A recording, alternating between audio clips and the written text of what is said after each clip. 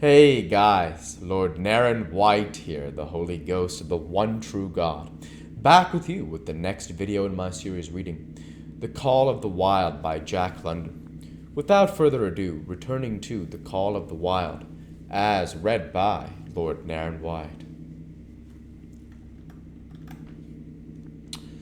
The kidnapper undid the bloody wrappings and looked at his lacerated hand. If I don't get the hydrophobia, it'll be because you were born to hang, laughed the saloon keeper. Here, lend me a hand before you pull your freight, he added. Dazed, suffering intolerable pain from throat and tongue with the life half throttled out of him, Buck attempted to face his tormentors, but he was thrown down and choked repeatedly, till they succeeded in filing the heavy brass collar from off his neck. Then the rope was removed and he was flung into a cage-like crate. There he lay for the remainder of the weary night, nursing his wrath and wounded pride. He could not understand what it all meant. What did they want with him, these strange men? Why were they keeping him pent up in this narrow crate? He did not know why, but he felt oppressed by the vague sense of impending calamity. Several times during the night, he sprang to his feet when the shed door rattled open, expecting to see the judge, or the boys at least. But each time it was the bulging face of the saloon keeper that peered in at him by the sickly light of a tallow candle, and each time the joyful bark that trembled in Buck's throat was twisted into a savage growl. But the saloon keeper let him alone, and in the morning 4 men entered and picked up the crate. More tormentors, Buck decided, for they were evil-looking creatures, ragged and unkempt, and he stormed and raged at them through the bars. They only laughed and poked sticks at him, which he promptly assailed with his teeth, till he realized that that was what they wanted. Whereupon he lay down sullenly and allowed the crate to be lifted into a wagon. Then he and the crate in which he was imprisoned began a passage through many hands. Clerks in the express office took charge of him. He was carted about in another wagon. A truck carried him, with an assortment of boxes and parcels, upon a ferry steamer. He was trucked off the steamer into a great railway depot, and finally he was deposited in an express car.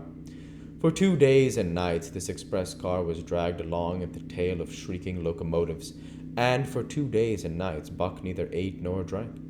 In his anger he had met the first advances of the express messengers with growls, and they had retaliated by teasing him. When he flung himself up against the bars, quivering and frothing, they laughed at him and taunted him. They growled and barked like detestable dogs, mewed, and flapped their arms and crowed.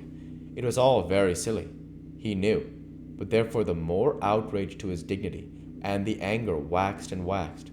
He did not mind the hunger so much, but the lack of water caused him severe suffering and fanned his wrath to fever pitch. For that matter, high-strung and finely sensitive, the ill treatment had flung him into a fever, which was fed by the inflammation of his parched and swollen throat and tongue. He was glad for one thing. The rope was off his neck. That had given them an unfair advantage, but now that it was off, he would show them. They would never get another rope around his neck.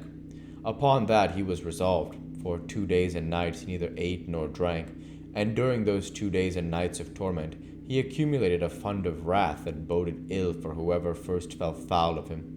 His eyes turned bloodshot, and he was metamorphosed into a raging fiend. So changed was he that the judge himself would have recognized him, and the express messengers breathed with relief when they bundled him off the train at Seattle. 4 men gingerly carried the crate from the wagon into a small, high-walled backyard. A stout man with a red sweater that sagged generously at the neck came out and signed the book for the driver. That was the man, Buck divined, the next tormentor, and he hurled himself savagely against the bars. The man smiled grimly, and brought a hatchet and a club. "You ain't going to take him out now?" the driver asked. "Sure," the man replied, driving the hatchet into the crate for a pry.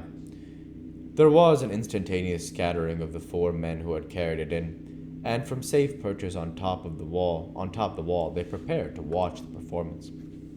Buck rushed at the splintering wood, sinking his teeth into it, surging and wrestling with it. Wherever the hatchet fell on the outside, he was there on the inside, snarling and growling, as furiously anxious to get out as the man in the red sweater was calmly intent on getting him out. "Now, you red-eyed devil," he said, when he had made an opening sufficient for the passage of Buck's body. At the same time he dropped the hatchet and shifted the club to his right hand. And Buck was truly a red-eyed devil. As he drew himself together for the spring, hair bristling and mouth foaming, a mad glitter in his bloodshot eyes, straight at the man he launched his 140 pounds of fury, surcharged with the pent passion of 2 days and nights. In midair, just as his jaws were about to close on the man, he received a shock that checked his body and brought his teeth together with an agonizing clip. He whirled over, fetching the ground on his back and side. He had never been struck by a club in his life and did not understand. With a snarl that was part bark and more scream, he was again on his feet and launched into the air. And again the shock came and he was brought crushingly to the ground. This time he was aware that it was the club, but his madness knew no caution.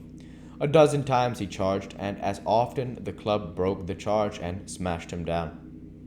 After a particularly fierce blow, he crawled to his feet, too dazed to rush. He staggered limply about, the blood flowing from his nose and mouth and ears, his beautiful coat sprayed and flecked with bloody slaver. The man advanced and deliberately dealt him a frightful blow on the nose. All the pain he had endured was as nothing compared with the exquisite agony of this. With a roar that was almost lion-like in its ferocity, he again hurled himself at the man, but the man, shifting the club from right to left, coolly caught him under the jaw at the same time wrenching downward and backward. Buck described a complete circle in the air and half of another, then crashed to the ground on his head and chest. For the last time he rushed. The man struck the shrewd blow he had purposely withheld for so long, and Buck crumpled and went down, knocked utterly senseless.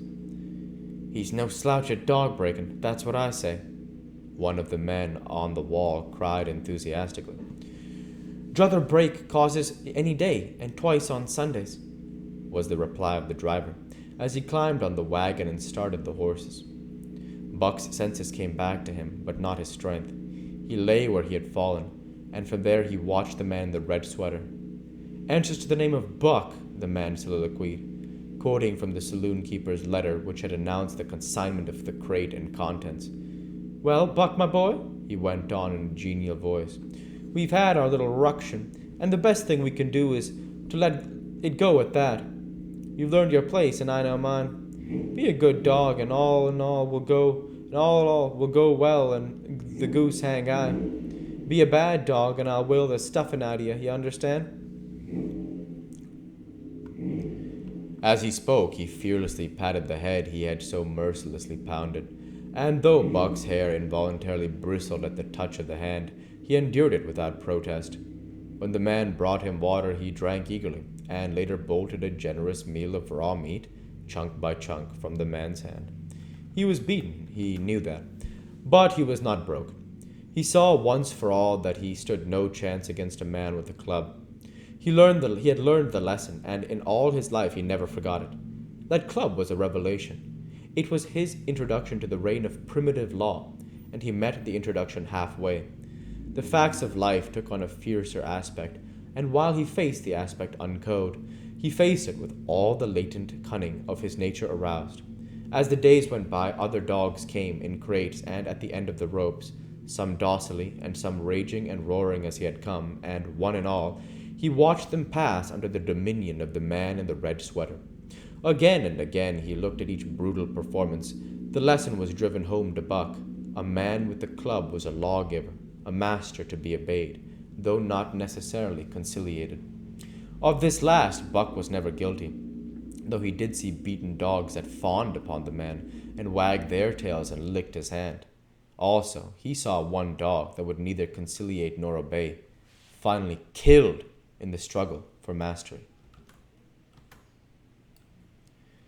We'll go ahead and stop there for this week. As usual, I want to say thank you for watching, and I hope you enjoyed. Please like, comment, and subscribe, as it greatly helps the channel. Light to be with you all. Take care, and thanks again.